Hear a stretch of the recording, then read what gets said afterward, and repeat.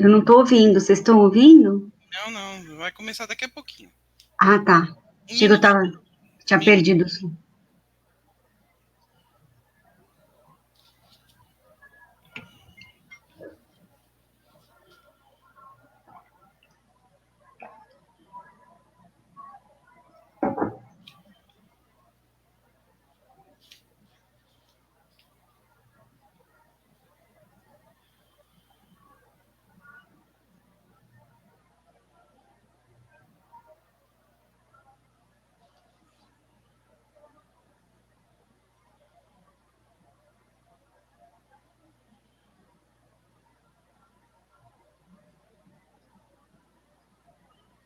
Eu ainda estou aqui, viu? Fiquem tranquilos.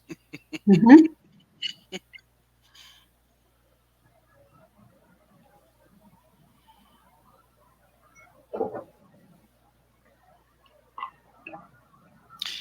Boa tarde. Essa é a sala 3, referente à produção, ao tema produção, e há 2 trabalhos que serão apresentados e avaliados pela Patrícia Valente, Edson de Souza, Marta Lamparelli e eu, Iracema Helena Schoenain Cruzius. Então, nós vamos apresentar os trabalhos na sequência e depois faremos as perguntas, conversaremos sobre os trabalhos em seguida, tá ok? Então, pode colocar a apresentação dos trabalhos. De extinção. Então, dentro da temática do estudo, nós temos os ribolídeos, né? São peixes de pequeno porte, e das 316 espécies validadas no Brasil, 125 constam na lista nacional de espécies ameaçadas, no qual a portaria 445 de 2014 regulamenta, né? Reconhece também, e por conta disso eles têm um PAN, o Plano de Ação Nacional, então o PAN Ribolídeos, que foi publicado já, teve seu primeiro ciclo indo de 2013 a 2018, seu segundo ciclo aguardando publicação, e já é elaborado. Assim como o SISBio, que é o Sistema de Autorização e Informação em Biodiversidade, e o SALB, que é o Sistema de Avaliação do Risco de Extinção da Biodiversidade.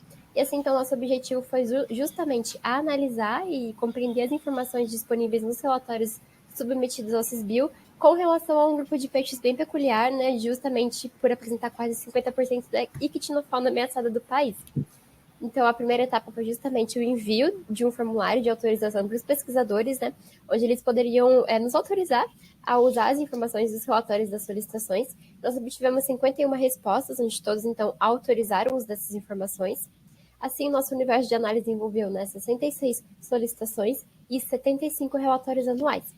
Então, de onde nós retiramos todas essas informações e colocamos em uma planilha para poder analisar. Então, a terceira etapa foi justamente a análise de todas aquelas informações da planilha. E nosso primeiro resultado aqui foi a comparação da média de antes e depois da publicação desses 2 instrumentos que visam a conservação, né, o PAN e a portaria. Então, antes da publicação desses 2 instrumentos, nós tínhamos a média de 3 solicitações por ano, que passa a ser 6 solicitações por ano, de média, com a publicação desses 2 instrumentos. Um destaque para 2016, que teve o recorde com 12 solicitações neste ano. Então, nós temos que ambos os instrumentos eles trazem importantes contribuições, tanto para a divulgação das espécies, como para a ampliação do conhecimento sobre essas espécies e sua consequente conservação, bem como as ameaças. Então, nós temos que dos 75 relatórios, a maioria, 80%, não vai apresentar alguma informação relativa à ameaça para a espécie ou para o ambiente, e apenas 20% vão apresentar. E desses 20%, nós agrupamos de acordo com as ameaças elencadas no livro vermelho. Nós temos destruição de habitat e agricultura como as principais afetando os ribolídeos, bem como a proposta de manejo, onde nós temos que também a maioria, ou os 80%, eles não vão apresentar alguma informação sobre proposta de manejo, apenas 20%. E aí, com todas essas informações, nós podemos aplicá-las aos objetivos específicos e às ações do PAN. Então, comparando com o primeiro ciclo do PAN, nós temos que 48% de todas as informações que nós temos nos relatórios são aplicáveis, são informações relevantes aos objetivos específicos do PAN. E comparando isso com o segundo ciclo, nós temos que apenas 36% com orientação da... Olá, sou a Gabriele, com orientação da Luciane e da Isabel. Trazemos o estudo SISBio como ferramenta para a conservação das espécies de peixes ribolídeos ameaçadas de extinção. Então, dentro da temática do estudo, nós temos os ribolídeos, né? São peixes de pequeno porte, e das 316 espécies validadas no Brasil, 125 constam na lista nacional de espécies ameaçadas, do qual a portaria 445 de 2014 regulamenta, né, reconhece também, e por conta disso eles têm um PAN, o Plano de Ação Nacional, então o PAN Ribolídeos, que foi publicado já, teve seu primeiro ciclo indo de 2013 a 2018, seu segundo ciclo aguardando publicação, e já é elaborado. Assim como o CISBio, que é o Sistema de Autorização e Informação em Biodiversidade, e o SALB, que é o Sistema de Avaliação do Risco de Extinção da Biodiversidade. E assim, então, nosso objetivo foi justamente analisar e compreender as informações disponíveis nos relatórios submetidos ao CISBio com relação a um grupo de peixes bem peculiar, né, justamente por apresentar quase 50% da ictinofauna ameaçada do país. Então, a primeira etapa foi justamente o envio de um formulário de autorização para os pesquisadores, né, onde eles poderiam nos autorizar a usar as informações dos relatórios das solicitações. Nós obtivemos 51 respostas, onde todos, então, autorizaram o uso dessas informações. Assim, nosso universo de análise envolveu 66 solicitações e 75 relatórios anuais. Então, de onde nós retiramos todas essas informações e colocamos em uma planilha para poder analisar. Então, a terceira etapa foi justamente a análise de todas aquelas informações da planilha. E nosso primeiro resultado aqui foi a comparação da média de antes e depois da publicação desses dois instrumentos que visam a conservação, né, o PAN e a portaria. Então, antes da publicação desses dois instrumentos, nós tínhamos a média de 3 solicitações por ano, que passa a ser 6 solicitações por ano, de média, com a publicação desses dois instrumentos. Um destaque para 2016, que teve o recorde com 12 solicitações neste ano. Então, nós temos que ambos os instrumentos eles trazem importantes contribuições, tanto para a divulgação das espécies, como para a ampliação do conhecimento sobre essas espécies e sua consequente conservação, bem como as ameaças. Então, nós temos que dos 75 relatórios, a maioria, 80%, não vai apresentar alguma informação relativa à ameaça para a espécie ou para o ambiente, e apenas 20% vão apresentar. E desses 20%, nós agrupamos de acordo com as ameaças elencadas no livro vermelho. Nós temos destruição de habitat e agricultura como as principais afetando os ribolídeos, bem como a proposta de manejo, onde nós temos que também a maioria, ou os 80%, eles não vão apresentar alguma informação sobre proposta de manejo, apenas 20%. E aí, com todas essas informações, nós podemos aplicá-las aos objetivos específicos e às ações do PAN. Então, comparando com o primeiro ciclo do PAN, nós temos que 48% de todas as informações que nós temos nos relatórios são aplicáveis, são informações relevantes aos objetivos específicos do PAN. E comparando isso com o segundo ciclo, nós temos que apenas 36% das informações dos relatórios elas poderiam ser utilizadas no PAN, que são basicamente estabelecimento de estratégia para a conservação, com estudos técnicos científicos tanto in situ como ex situ, visando a política pública e essa difusão das informações científicas para toda a comunidade. E a quarta etapa envolveu a análise geoespacial das informações, então, onde nós obtivemos os registros do SALV para os ribolídeos, registros de ocorrência, e o registro de ocorrência do CISBio também para os peixes ribolídeos. Então, 1.841 registros SALV e 989 registros CISBio validados. E nós comparamos estes registros. Então, nós temos que os pontinhos azuis e escuro, né, são os pontinhos que os sistemas eles não vão coincidir, e os pontinhos amarelos são os registros que vão coincidir, base CISBio e base SALV. Então, na Caatinga e no Pampa, nós temos bastante registros que coincidem, enquanto nos outros biomas nós temos poucos registros que vão coincidir. Então, dos 989, 71 vão coincidir, base CISBio e base SALV. Os outros 712, no momento do estudo, né, eles não coincidiam, eles ainda não estavam no sistema do SALV. E a quinta etapa envolveu justamente o envio deste formulário, onde nós perguntamos aos pesquisadores os desafios, sugestões de melhoria para o CISBio. Nós obtivemos 14 respostas, então um número significativamente um pouco baixo, né? E dentre as respostas que nós obtivemos foi justamente essa instabilidade do sistema que eles observam, como também apresentar melhorias como opção de digitação no nome da espécie e ter esse contato facilitado com analistas do ICMBio. E qual a contribuição que nós fazemos ao CISBio diante das respostas dos pesquisadores e dos nossos resultados também. Então, ter essa constante atualização da lista de espécies, como também a troca, né, de conhecimento entre as informações que estão nos relatórios e os gestores das unidades de conservação, como também a mudança nos caracteres, né, da inserção de localidade da espécie e também o aumento dos caracteres nos campos dos relatórios. e ter esse contato trocado, né, entre ICMBio e os pesquisadores, ter esse feedback, né, para que eles possam saber que as informações que eles disponibilizam são utilizadas realmente. Então, os relatórios anuais, eles apresentam grande potencial para conectar a comunidade científica com os tomadores de decisão, justamente porque eles trazem essas informações e contribuições externas ao ICMBio, e aí nós temos esse reconhecimento da comunidade científica como parte integrante no processo de conservação. Então, aqui o meu agradecimento e tenham todos um ótimo congresso. A vanila pertence à família Orquidácea, com aproximadamente 110 espécies. Eu sou Mariane Marangoni Henglin e eu apresento produção in vitro de sementes de vanila com diversos meios de cultura e temperatura. A vanila pertence à família Orquidácea, com aproximadamente 110 espécies em todo o mundo, nas faixas de clima tropical.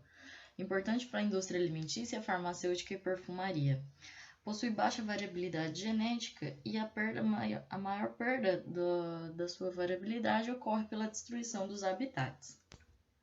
É a iguaria mais cara do mundo, juntamente com o açafrão, com uma área de 37 mil hectares por ano de produção. A principal espécie cultivada é a Vanilla planifolia, com 95% da produção mundial, e possui um alto custo e um longo tempo de produção, por isso seu valor é tão elevado. A reprodução de espécies terrestres é muito difícil e com o surgimento de meios especializados para a reprodução foi possível produzir em larga escala. A sugestão é que se criem bancos de sementes para que possa armazenar e preservar as sementes de espécies que estão entrando em processos de extinção. A reprodução natural é difícil devido às estruturas florais. Algumas espécies podem colaborar na polinização. As sementes raramente germinam e necessitam de temperatura e umidade adequados, associados com fungos normalmente, e a maior produção é por estás. O objetivo foi utilizar meios de culturas diferentes e modificados com hormônios para obter a germinação de 3 espécies de vanila. As sementes são oriundas do orquidário Shirakawa e foram estudadas as espécies Vanilla feanta, Vanilla palmarum variedade grandiflorum e Vanilla palmarum. O experimento foi conduzido nos laboratórios de cultura de tecido da UNOeste, em Presidente Prudente. As sementes foram limpas com álcool 96 e água estéril por 3 vezes, e a desinfecção das sementes foi realizada com hipoclorito de cálcio 5% 30 minutos.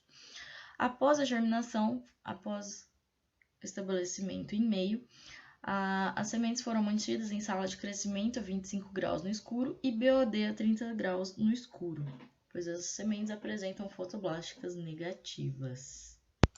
Os meios de cultura utilizados foram o meio MS, que é o Murashige Skug, meia força, modificado com ureia como fonte de nitrogênio, o meio Nutson B e o meio Malgreen, que é especificamente para espécies terrestres, todos eles modificados acrescidos de hormônios NAA e 2IP.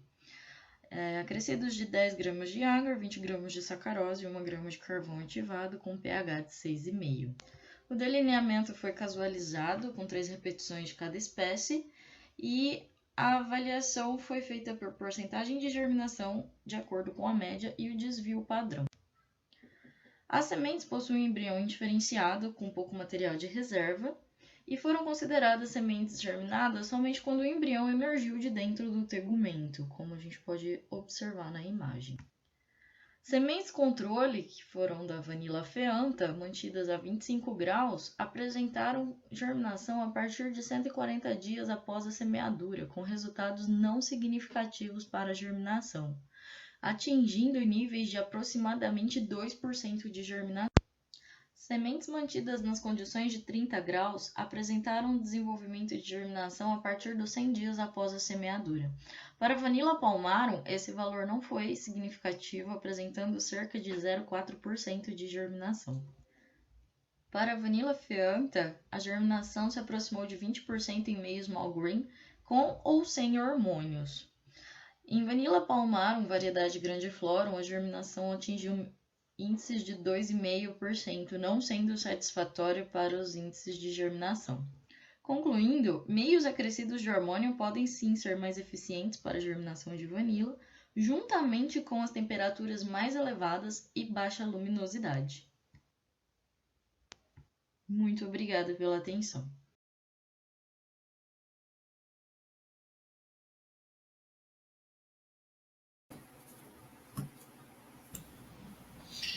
Bom, boa tarde novamente, né? Boa tarde novamente. A Gabriele Furlan está presente?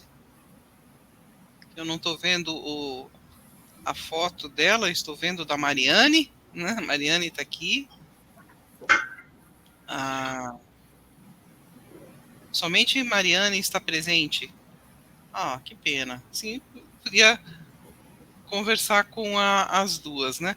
Mas primeiro, eu particularmente gostei muito, eu achei muito interessante os dois trabalhos, né?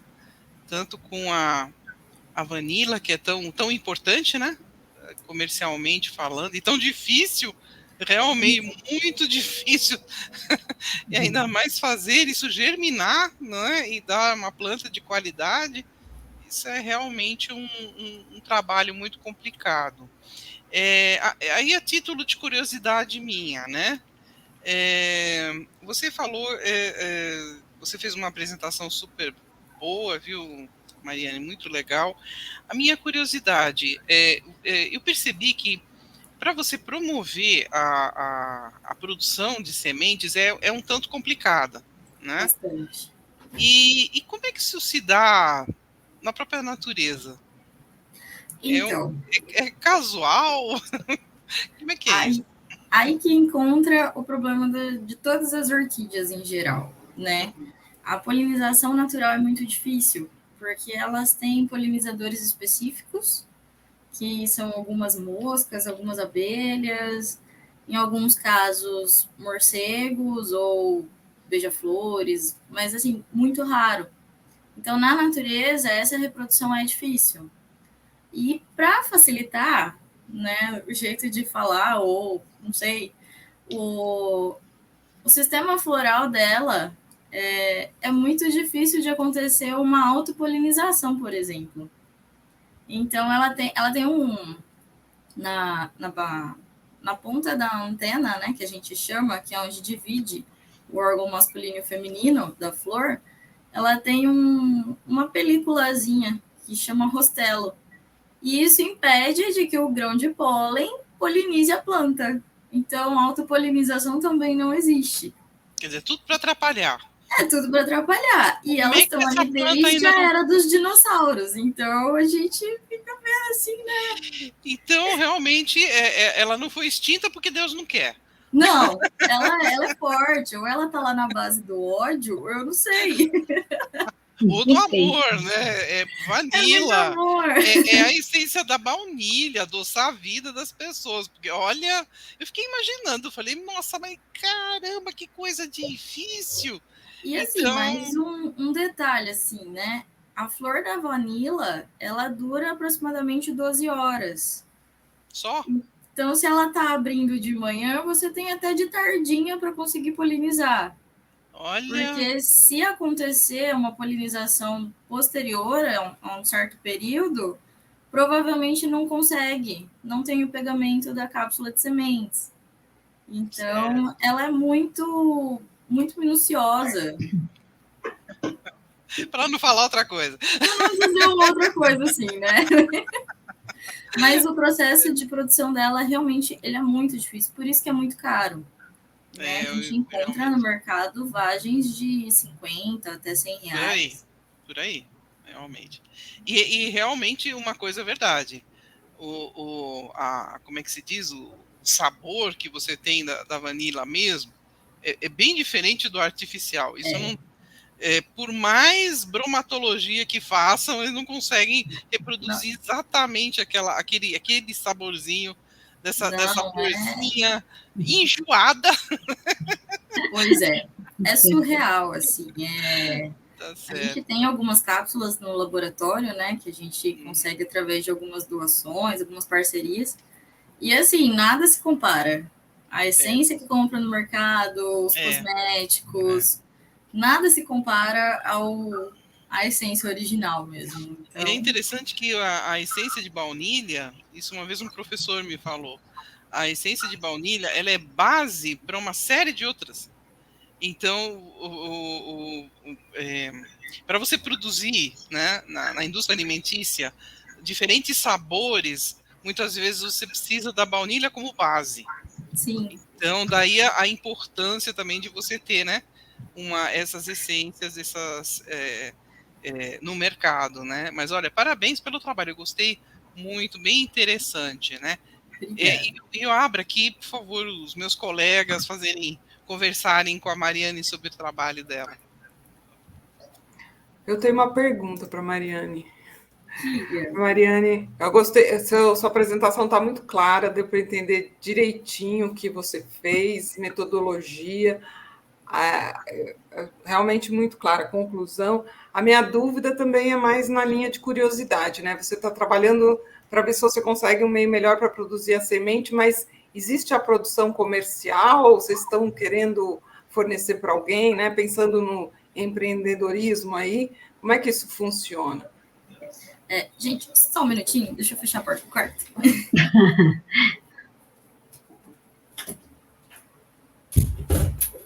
Pensando no custo que deve ser um produto em termos de mercado interessante. Tem no jogo, né? Então, né, aquela máxima, assim, eu acho que eu escutei no último Convil que teve, em 2018, se não me engano, biólogo precisa pagar boleto, né? Aí, lógico que, assim, a gente pensa sempre pela preservação, porque a vanila, ela é originária praticamente de uma planta só. A gente encontra várias espécies, mas quando faz uma análise genética, elas são todas muito parecidas. Então, é uma planta que originou várias. E aí, quando a gente reproduz, a maior parte da produção comercial é por estaca, né? Tem essa produção.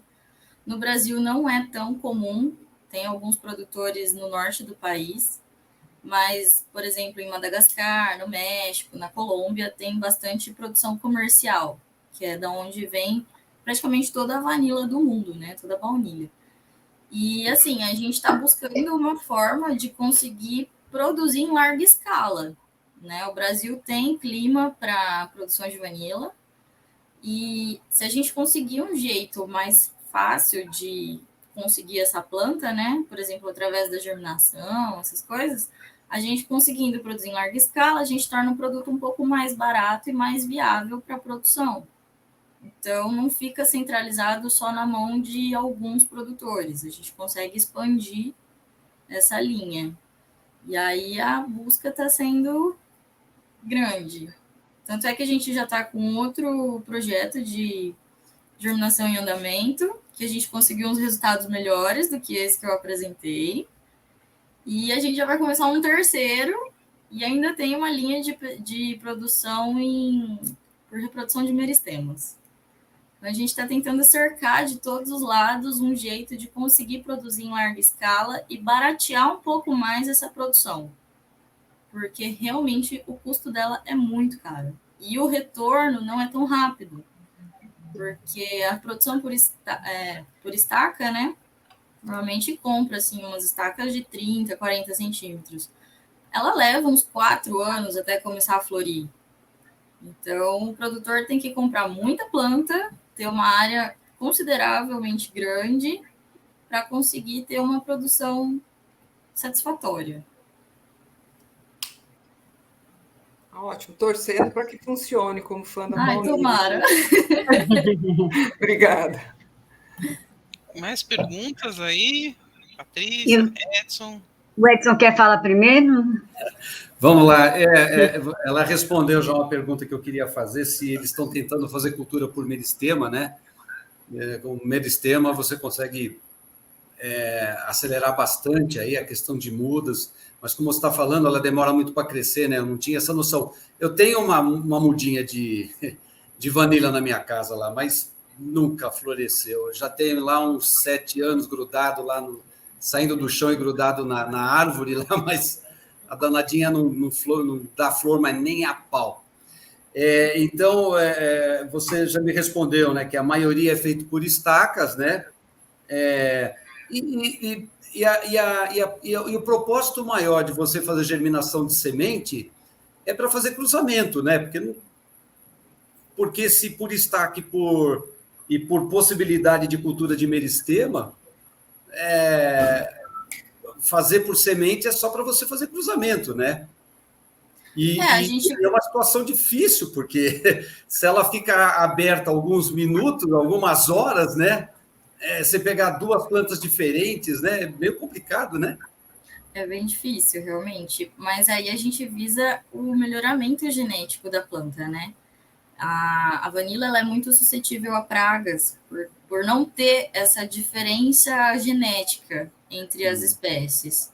E aí, por exemplo, ela é muito, muito suscetível ao fusarium, que é um fungo. E se atacar uma produção, provavelmente você tem que sacrificar toda a produção, porque é muito difícil de conter.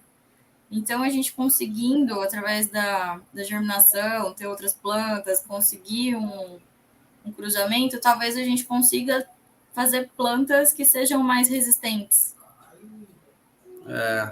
Tá. Fusarium acho que controla bem com o tricoderma, não controla? Então, depende da cultura, né? Aí, para a vanila ainda não tem muito estudo disso. Aí a gente começa a buscar as possibilidades para cercar um problema e conseguir conter, pelo menos. Olha, Mariane, adorei o seu trabalho. Eu sou um fã de vanila, né? Eu até tenho uma muda em casa. Eu não faço muita coisa por ela, né? Ela está lá praticamente sozinha. Faço uma adubaçãozinha de vez em quando, uma adubaçãozinha foliar, e pouca informação eu tenho sobre ela, né? Eu deixo lá por conta da natureza para ver se ela brota. Então, parabéns. Eu acho que vocês têm que continuar. Eu, quando era colega de trabalho lá junto com a Iracema, né? Lá no Botânico, eu acabei saindo lá do Botânico para trabalhar por conta, né? E até hoje eu sou envolvido, sou apaixonado pelos cogumelos, né?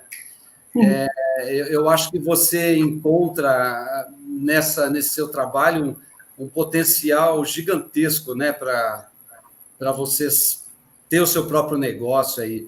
Vamos lá, vou torcer para que você consiga e tenha êxito aí, tá? Felicidade para você aí e continue os seus trabalhos. Obrigada.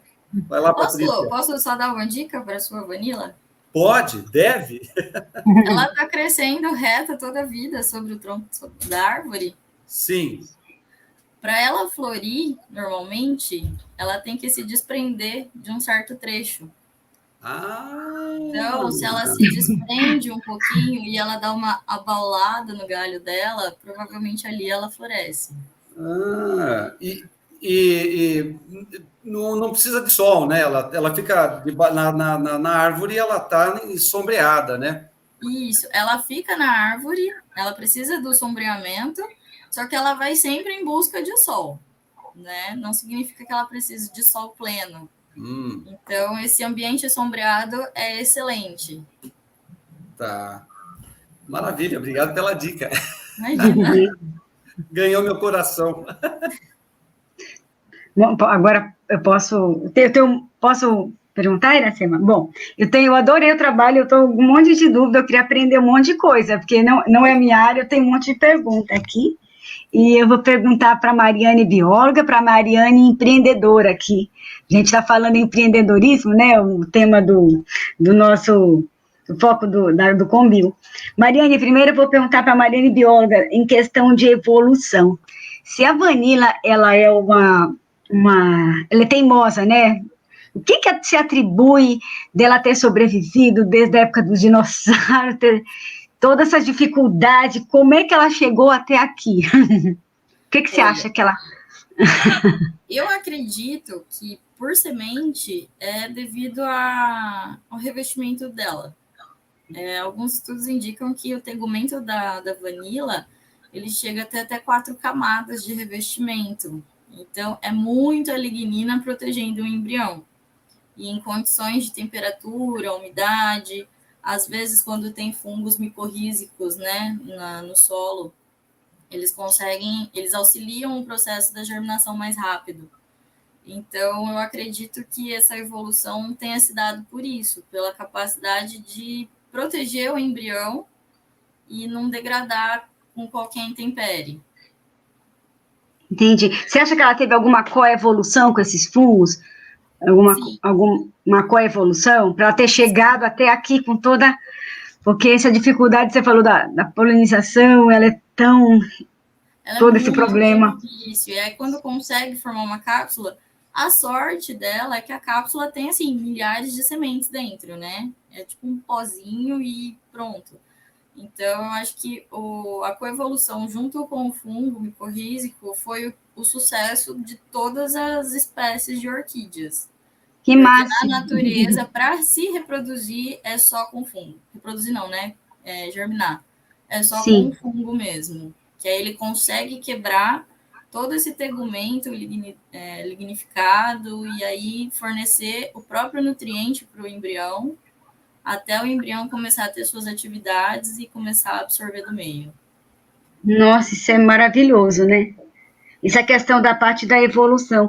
E eu ia perguntar uma coisa, você falou que é difícil produzir em larga escala, né? Falando no caso, você falou que ela gosta de climas mais quentes, né? Temperaturas mais quentes, que o Brasil seria um local propício para a produção da vanila.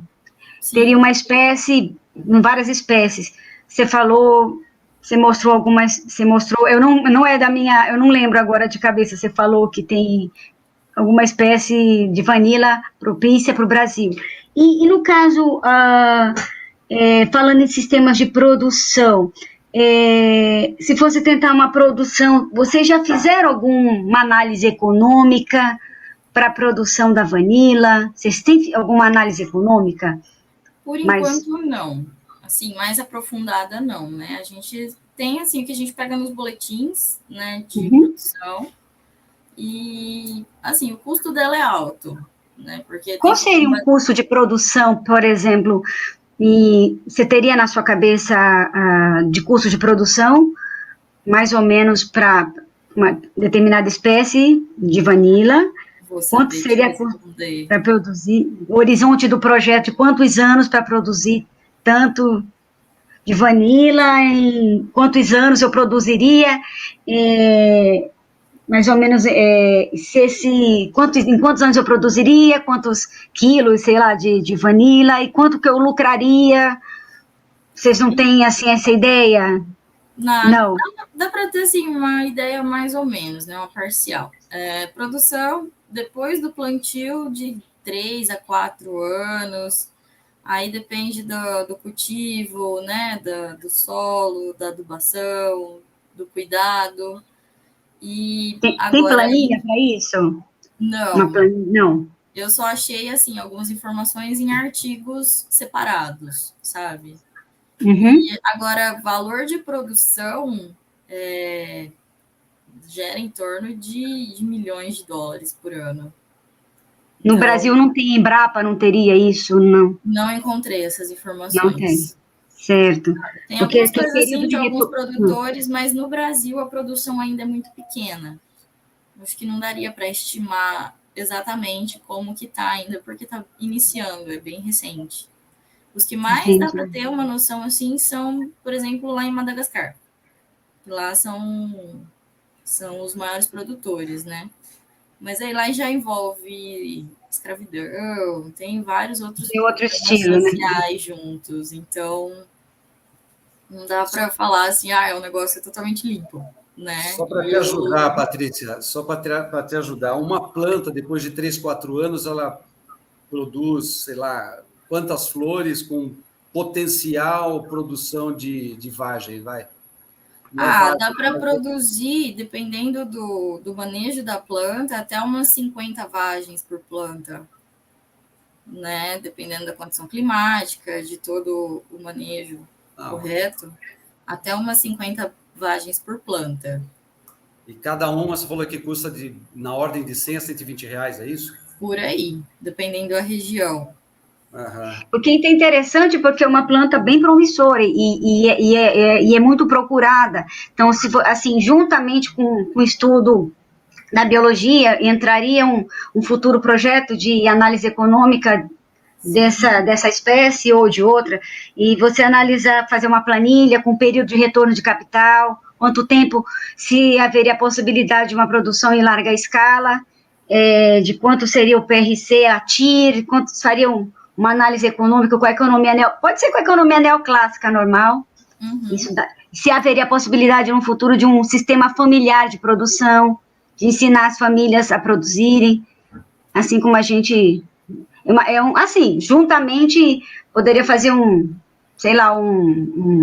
grupo para produção de vanila no Brasil, até para ajudar, né? É uma ideia, né? Futura. Não, sim, é uma ideia muito boa. Eu vou aderir a essa ideia nos próximos projetos. Você pode encabeçar esse projeto. Sim, submeter a FAPESP.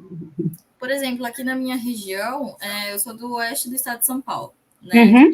Prudente. Aqui na nossa região, a gente tem uma vanila meio específica para a região do oeste paulista. Sim. Então, ela é encontrada em algumas situações de mata, mas como os fragmentos de mata aqui já estão quase tudo acabando, né? Então, tá meio complicado. Mas a gente tem, por exemplo, muita região de assentamento sem terra. Olha que legal. Tem muita produção familiar nesses assentamentos aqui da região. Então, seria um projeto... Vocês dariam treinamento para essas famílias. Olha que legal. Exatamente. Seria um projeto bem bacana de começar a mexer com essas comunidades. Bem interessante. Muito obrigada pela sua dica. Muito bom. Tomara que dê certo. Boa sorte. Você vai ser a coordenadora do projeto e eu vou ver lá, Mariane lá, coordenando lá. Com certeza. Você me chama para ver, vou visitar. Ficar muito feliz de ver. Parabéns, viu? Obrigada. Mariane, eu não peguei o seu contato, mas eu deixei o meu e-mail aí na minha tarde. Se você puder passar o seu contato para mim, eu queria conversar com você um pouco depois sobre isso. Certo, com certeza. Ele quer produzir cogumelo sabor baunilha. Já pensou que delícia? Já pensou que coisa maravilhosa? Que delícia. Eu lembro da sua palestra do último Combil que eu participei. E a baunilha pode ser usada na indústria de cosméticos, né, de perfumes, eles usam também, né? Indústria farmacêutica, indústria de perfume. Não sei, eu que acho, né? Eu não trabalho com essa área. Estou só dando sugestão para produção, para alguma outra coisa, assim, não sei. É muito amplo, para a indústria química, farmacêutica, alimentícia principalmente. Tem muito. O espectro é muito grande de produção. Tá certo. Tá bom. Muito interessante esse assunto, né? E coitada, a Mariane estava única, sozinha aqui, nós já estamos praticamente numa mesa redonda. É verdade. É um assunto muito gostoso. Será uma mesa redonda sobre essa produção da vanila, viu? Eu vou falar, olha, a Mariane foi além de apresentar o trabalho, já discutiu todo mundo. Pois aqui. Tá certo. Se ela estivesse participando do concurso, era a grande candidata. Olha, realmente. Não tá, né? Não tá, não. Não tô. Eu me inscrevi de última hora, na verdade. Aí eu falei, eu não vou concorrer. Que pena, né? É uma pena também que a Gabriele não tenha aparecido aí para, né, responder as questões.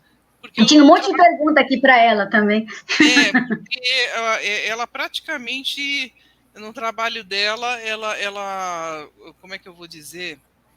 Ela deu um sentido da vida do Cisbio, né? Porque o sentido da vida é bem isso, porque o Cisbio, assim, essas bases, né, de dados, a gente geralmente fala, mas para que serve? O que eu vou fazer com isso? O que eu vou fazer com esses dados? E ela falou assim com uma simplicidade exatamente para que serve, para você verificar, né, quais espécies estão ameaçadas, né, onde estão, de onde vêm, quer dizer, eu acho que a pandemia, eu acho que motivou muita gente a fazer esses trabalhos biométricos, né, e também os levantamentos e inclusive utilizar as bases de dados. Isso que eu achei muito interessante, porque realmente ser orientador numa fase de pandemia, vou falar, viu? De você não poder ir para o laboratório, não sei o quê. E é realmente uma coisa interessante, né? Que essas bases de dados, os resultados que mostram, a gente vê a importância dessas bases, né? Então, realmente foi uma pena, porque eu também tinha umas questões aqui. Tá certo, então. E interessante também que os dois trabalhos, ele falam de dificuldades reprodutivas, né? Né? Também tem isso, né? Que é uma coisa muito séria. Gente, tá ótimo, então. Eu agradeço, né, a presença de todo mundo, da Patrícia, do Edson, da Marta, Obrigado. também da Obrigada, Mariane, a a nossa palestrante de hoje.